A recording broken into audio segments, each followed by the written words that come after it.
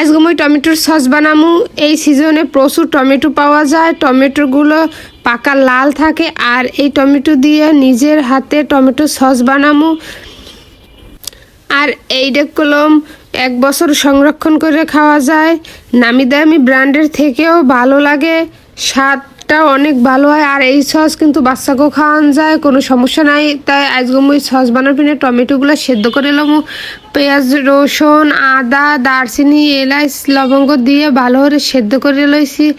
এই যে দেখেন 10 মিনিটের মতো সেদ্ধ করে লইতে আসি। লাড়িয়ে চাইরে সুন্দর কালে হরে এই ব্লেন্ডার করে আমি একটু একটু করে সেঁকে লমু একটা ছাঁকনির সাহায্যে।